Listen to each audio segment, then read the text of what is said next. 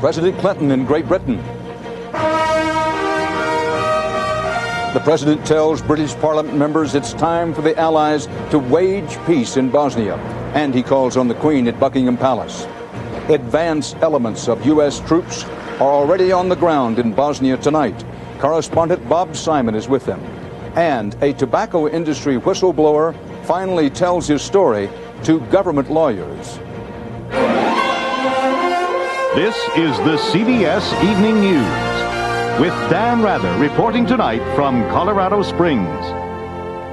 Good evening from Colorado. President Clinton is in London tonight, pressing ahead with his role as peacemaker in Europe and leader of the Western Alliance. Today he called on his British allies to help him rise to the new challenges in Northern Ireland and in Bosnia. Correspondent Rita Braver is with the president on this European swing. President Clinton used the splendor of Parliament's Royal Gallery to exalt the enduring partnership between the U.S. and Great Britain. But though the audience was packed with British luminaries, the speech was also designed for U.S. consumption, part of the White House sales campaign for sending U.S. troops to Bosnia. Without mentioning Republican opposition, Mr. Clinton railed against forces of isolationism. We have gone down that road before. We will never go down that road again. He praised Britain for having the courage to send peacekeeping troops to Bosnia. And I pledge to you that America will live up to its history and its ideals as well. We can help the people of Bosnia as they seek a way back from savagery to civility. In fact, talk of peace in both Bosnia and Northern Ireland seemed to smooth the sometimes prickly relationship between President Clinton and British Prime Minister John Major. Earlier, Mr. Major credited the Clinton visit with spurring yesterday's breakthrough on restarting the stalled Northern Ireland peace process. I think the fact that the president's trip the president was coming concentrated the mind. The visit also had its lighter moments. President Clinton working the crowd as he so loves to do. The Clintons dropping by Buckingham Palace to see the Queen and Prince Philip. Though no details were released, we can report the topic of Princess Diana was not on the official talking points. But most of the day was devoted to serious business. And President Clinton seemed to be reflecting not only on John Major's efforts in Northern Ireland, but also on his own in Bosnia, when he said, very often, people who take risks for peace are not appreciated for doing so. Rita Braver, CBS News, with the president in London. Tomorrow, Mr. Clinton will become the first U.S. president to visit Northern Ireland. Later this week, he'll go to a military base in Germany to see U.S. troops bound for duty in the Balkans. As correspondent Bob Simon reports, some Americans are already on the ground in the Bosnian city of Tuzla. There was a new look on a mud-stained UNAPC today, a green helmet worn by a colonel of the 1st Armored Division. His 9-man transition team was supposed to fly in here, but with another foggy day in Tuzla, they decided to drive instead. They'll be here 4 or 5 days to figure out where to put 20,000 Americans in the middle of a Bosnian winter. Snow and sleet seem far more problematic than security. I saw nothing that led me to be concerned about the plans for security that we have in place not working. And troops could arrive without flak jackets and loaded weapons, presumably? They could. Washington might not have flashed the green light yet, but Army arms were getting punctured today in Germany. We got Type 4 here? Shots, preparations for a ceremony, and for a long, rough ride are all underway at the division's base. And while Congress is debating the logic of U.S. intervention, to some soldiers it's perfectly clear. I try to explain to my friends who have mixed emotions about it that I'm a byproduct of U.S. intervention. My father would have escaped Nazi Germany at that time if the U.S. didn't intervene. Dan, being here could turn out to be less dangerous than expected. Getting here will be problematic. This country's infrastructure has been decimated by 3.5 years of war. Bridges are down, rail lines destroyed, the roads are ravaged. The Americans might actually have to do some construction just to get here, which will be another U.S. contribution to Bosnia. Dan?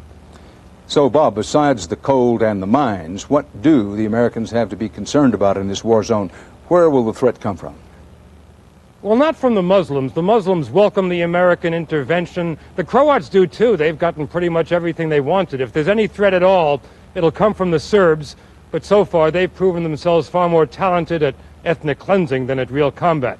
Dan? Bob Simon in Tuzla. Sending U.S. troops to Bosnia is another gamble by President Clinton on military intervention abroad. Last year's U.S. landing in Haiti is often cited by the president himself as a model use of military power to help fix a foreign problem. But as CBS News national security correspondent David Martin reports tonight, it's a model with some obvious imperfections. The Coast Guard has picked up 1,100 refugees fleeing Haiti in boats this month, by far the most since the U.S. military descended on that country 14 months ago. These desperate attempts to get out are one of several signs the Clinton administration's attempt to rescue Haiti from its violence and poverty is unraveling. It's undoubtedly true that there is a lot of turbulence in Haiti. There has been an increase in violence. There has been an increase in the number of people who've tried to leave Haiti illegally for the United States. The State Department insists Haiti is still better off than before U.S. troops landed. But the American military presence is winding down and scheduled to end in February. I'm afraid the next chapter is going to be very messy when you move that last little stabilizing factor, which is our troops down there. I'm afraid bad things could happen very easily. U.S. officials insist there's no change in plans to pull U.S. troops out of Haiti, although some engineering units may stay to show the flag and perform badly needed reconstruction. There are ongoing negotiations in good faith to try and resolve the conditions under which a force would stay, if at all. 20,000 American troops sent into a devastated country to create stability while the legitimate government gets back on its feet. That was Haiti. Bosnia is next. I've heard it said that Haiti was a great practice model for Bosnia. God forbid. In Bosnia, the climate is harsher, the terrain is rougher, and the potential opposition more formidable. The U.S. military is equipped and trained to handle all of that. But as in Haiti, the real test will be what happens when the troops pull out. David Martin, CBS News, the Pentagon. The CBS Evening News will continue tonight from beautiful Colorado Springs as we salute one of our best news-oriented CBS affiliates, KKTV, Channel 11. Still ahead on this broadcast, Americans going abroad for surgery they can't get at home, and the Swallows have Capistrano. Tonight we'll show you where the Eagles return. I only got one. Something's been overlooked in the design of women's razors. The woman. But there's one razor that adjusts to your legs and underarms, even bikini line. Norelco's Silhouette, the first razor designed to shave a woman where a woman shaves. You ready? Yes. Tell me what you smell. I have no idea. You're really stuffed. Yes. I have a nasal spray I want to give you. Now what do you smell? That's an orange. You got it. Curious about the product? Dristan. Dristan 12-hour nasal spray. Man, I can breathe. Come celebrate the Olive Garden's Tuscan Feast. Mediterranean garlic shrimp, chicken and spinach manicotti, and sirloin steak grilled Tuscan style. With free soup or salad and breadsticks. The Tuscan Feast, just $11.95, only at the Olive Garden. Meg, look at this. Oatmeal Crisp has undergone a prodigious metamorphosis. He means they've improved it. It's now a veritable cornucopia of ambrosia. It's crispier with a better oatmeal taste. Bingo! Bingo! Introducing the big new taste of Oatmeal Crisp. Oatmeal never sounded so good. An important development in national politics today, one with a special meaning here in Colorado. The Dean of Women in Congress, Representative Pat Schroeder of Colorado, is joining the growing ranks of longtime House members who will not seek re-election. After more than 20 years in Congress, fighting for the rights of women and minorities, including her own brief presidential campaign, Representative Schroeder says it's time to move on. I am 55 years old. I wanted to go out at the top of my game. I got into the National Women's History Museum. Ollie North is terrified of me, and I'm on his 25 most dangerous list as of this year. In the East, a major political story tonight about a bid to get into Congress. Republican Governor William Weld of Massachusetts, once touted as a possible Republican presidential contender this time around, today announced he will seek the U.S. Senate seat now held by incumbent Democrat John Kerry. Massachusetts Congressman Joe Kennedy has long been believed interested in Weld's gubernatorial seat. On Capitol Hill today, Congress voted final approval for the first major overhaul of lobbying laws in almost 50 years. Among major provisions, all lobbyists, even part-time lobbyists, would have to be registered, disclose who are their clients, the issue being lobbied, and how much is spent for lobbying. President Clinton is expected to sign this lobbying disclosure bill. An update now concerning the powerful tobacco industry lobby. The former cigarette company executive, whose story was deleted from a 60 Minutes broadcast for legal reasons, was apparently talking today with U.S. Justice Department attorneys and giving testimony under oath to state attorneys in Mississippi. Correspondent Art Rascone has that story. Jeffrey Wigand has plenty of new friends and powerful enemies. As the highest-level former tobacco executive to speak against the tobacco industry, he is hot property. This is not on my testimony. It's absolutely not on my testimony. For attorneys like Richard Scruggs and State Attorney General Mike Moore.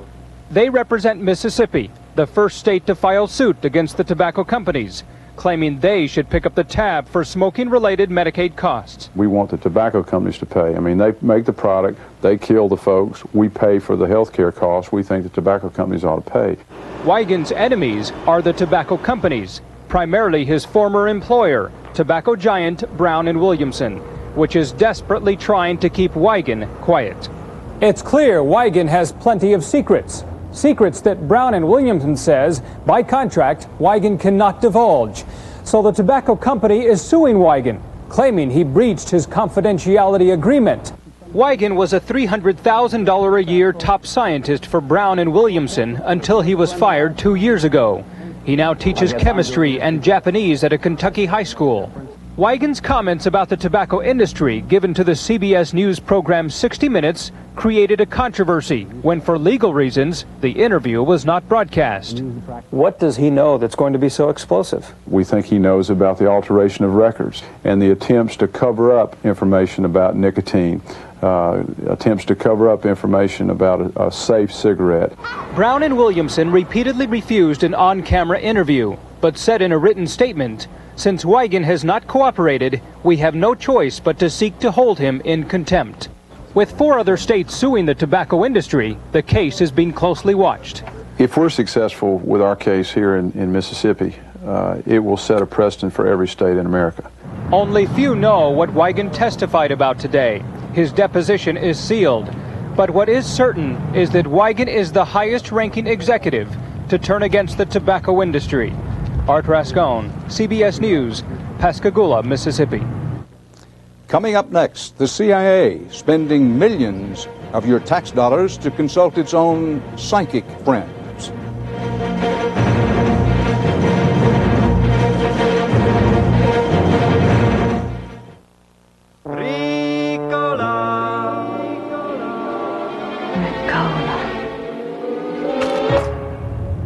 All-natural Ricola herb cough drops from Switzerland. Now available in more convenient locations. Oh, this is great. Merry Christmas. It's perfect. Yes, there is a Santa, the Norelco Santa. Come to town with great gift ideas for the holidays, like the Maverick beard and mustache trimmer, for just the look he wants.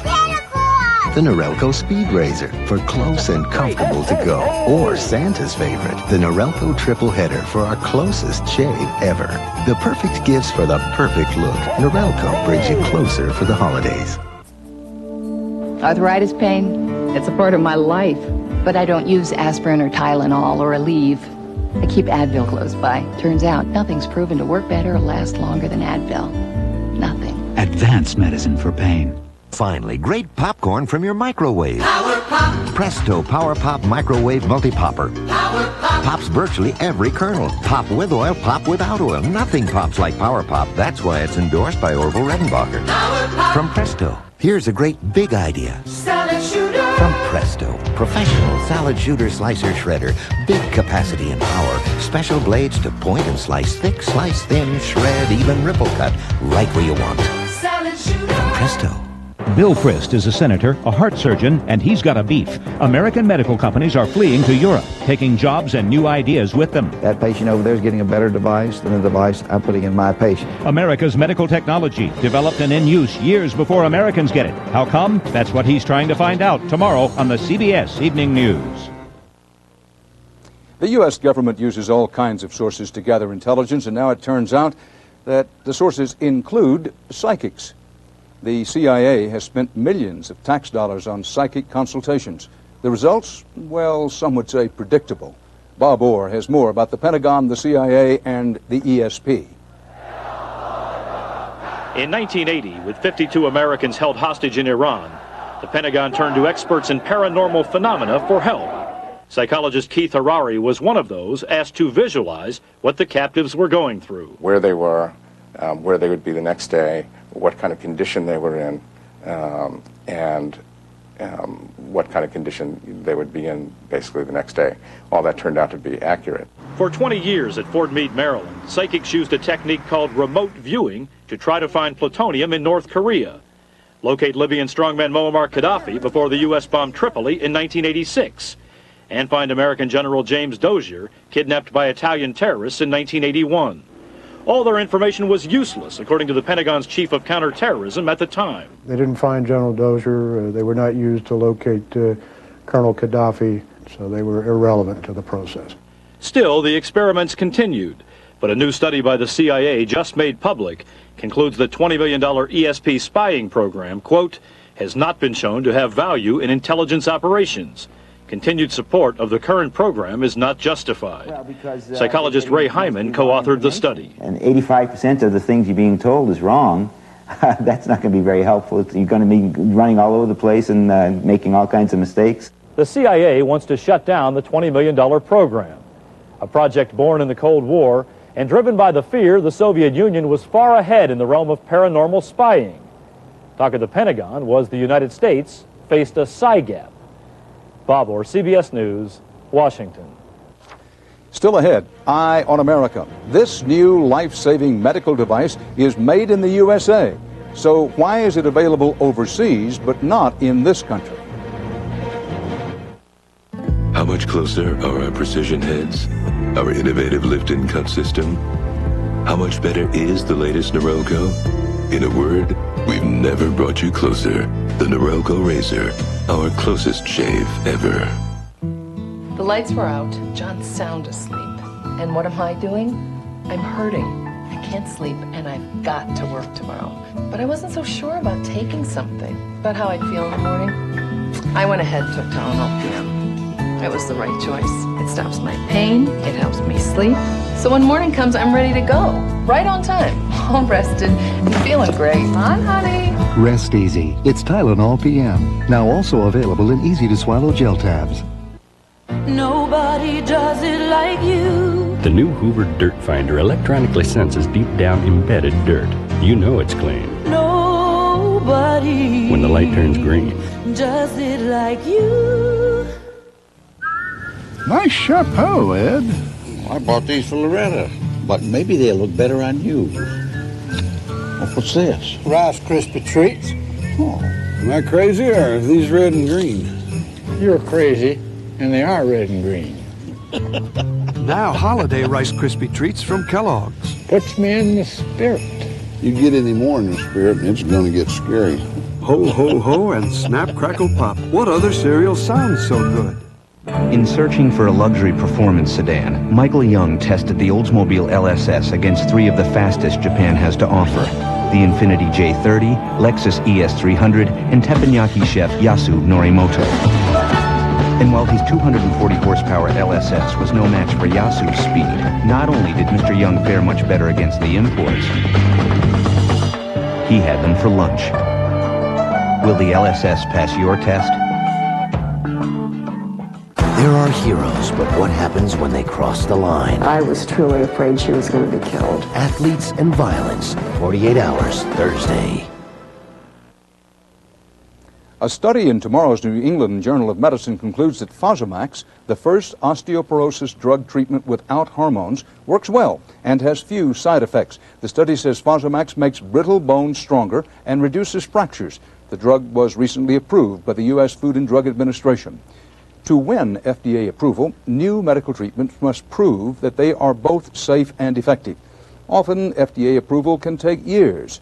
Some critics say that's too long and is costing lives that could be saved today. Health correspondent Dr. Bob Arnott investigated for tonight's Eye on America. He's only 44, but Gary Spigler looks far older. Heart disease has taken its toll. If I walk a flight of stairs, I'm very short of breath. Gary wasn't always like this. He remembers skydiving, skiing the Alps. But the good life was cut short by a heart attack at age 39. After 2 open-heart surgeries, numerous cardiac procedures and medications, there is little more that American doctors can do for Gary. Here are the 2 blockages in his own artery. He has a blockage here at the bend in this left coronary artery.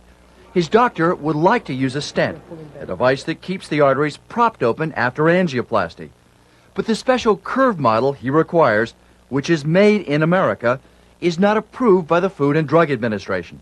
He said he wouldn't be able to do it unless I was willing to go to Italy to do it there. And I asked him how quickly I could book the ticket and have it done. Does it seem a little crazy to you that an American patient has to go to Italy to get American technology to save his life? Not crazy, absolutely foolish. State-of-the-art devices available overseas and not in the U.S.? Increasingly, the answer is yes. Gary's cardiologist, Dr. Antonio Colombo, has pioneered the use of many stents in Italy. He spends part of each month operating in the U.S. Do you operate, in essence, with one hand behind your back here, compared to Italy? In some way, compared to there, yes. Dr. Jeff Moses, who works with Dr. Colombo, heads the cardiology laboratory at New York's Lenox Hill Hospital. We are not the leaders in cardiology now. That's unquestionable. While some doctors believe the Europeans have an edge because the requirements of the American FDA are too stringent, the agency has strong support among medical ethicists. If you go to those countries and look, you see that they do approve things a little too fast. We protect patients better. It may take a little bit longer, but not much longer. A string of medical and legal disasters in the 1970s and 80s involving devices like the Dowcon Shield contraceptive, the defective Bjork-Shiley valve, and the silicone breast implant have made the FDA understandably cautious. We've learned and have adjusted our system to be sure that for products with potentially high risks, we do gather appropriate information before they're widely available in the marketplace. Still, many American physicians are frustrated because their colleagues overseas are able to offer their patients the latest in U.S. technology. Just last month, doctors in Oxford, England, were the first in the world to install the most prestigious of all cardiac devices, a permanent electric heart. I think Oxford is certainly gaining a substantial lead over many American units in the way that we're allowed to practice.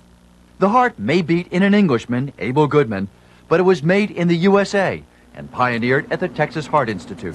We still are waiting for the studies that will allow us to use this in America as a long-term support for the failing heart. So for now, Americans like Gary Spiegler are bitter. They finally have the capability of fixing me and making me whole so that maybe I can live a long life. And the FDA says no. He's left with an uncomfortable choice. Cross an ocean now or wait until his government can assure him that his treatment is safe for use here at home. In Secaucus, New Jersey, this is Dr. Bob Arnott for Eye on America. Important to note, it is not just the newest American medicine that's first put to use overseas. Tomorrow, in part 2 of his investigative series, Dr. Bob Arnott looks at the exodus of American jobs and profits in the medical industry.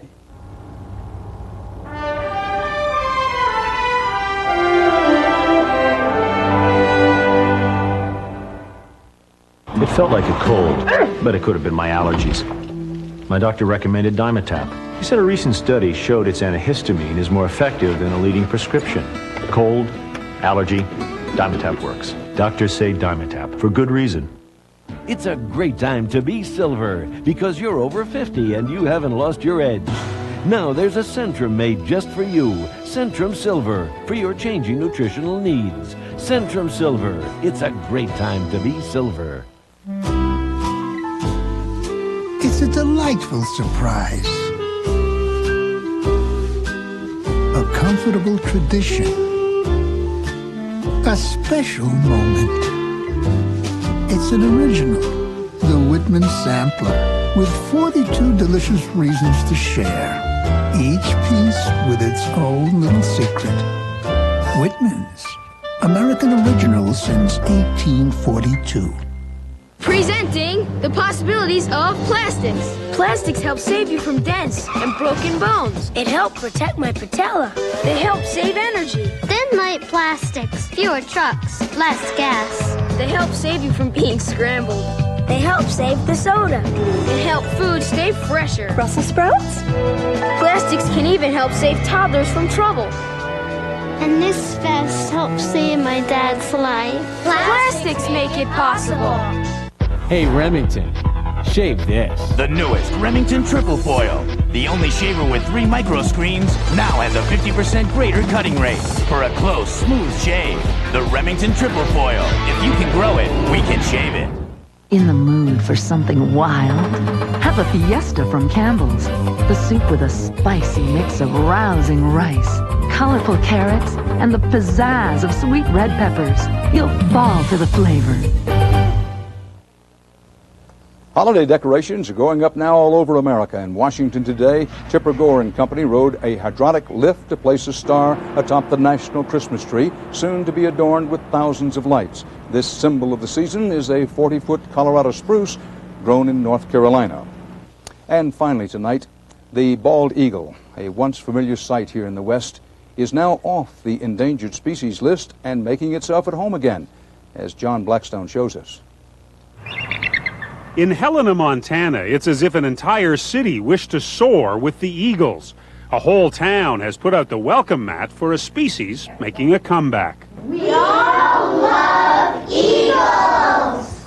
With snow approaching, Vince Yanone risks life and limb to provide some injured eagles with protection from the weather. Look at the head of this bird and just the beauty and splendor of the bird.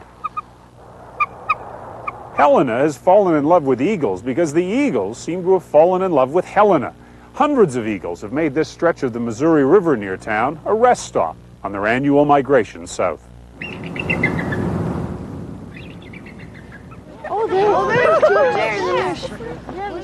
The eagles started showing up here about 7 years ago.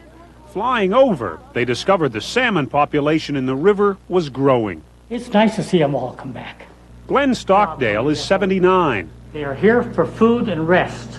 There was a time when he thought today's children might never see an eagle soar. I used to see lots of eagles along rivers everywhere and places, and all of a sudden they disappeared here. 1950s, gone. It's all right. Vince Yanone has been caring for eagles for 30 years. He celebrated this summer when the eagle was taken off the endangered species list. And the decisions were to bring the eagles back, and we've done it. And we can do that with almost any animal. As long as we're willing to share. We're willing to share. That's exactly right. We're willing to share. But the recovery is far from complete. The eagle is still listed as threatened. Yeah, but on the threatened list, there's a lot more than on the endangered list, so we don't have to worry as much. This is our national bird. This is our symbol of America. So it was wonderful to have them come here. So for a few weeks each year around Helena, it seems like the old days again, when the eagle was a common sight in western skies. John Blackstone, CBS News, Helena, Montana. And that's part of our world tonight.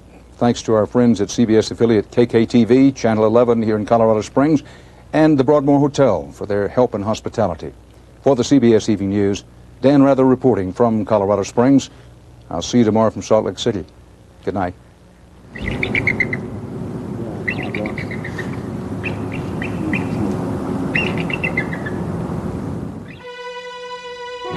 CBS News. Have you seen your country today?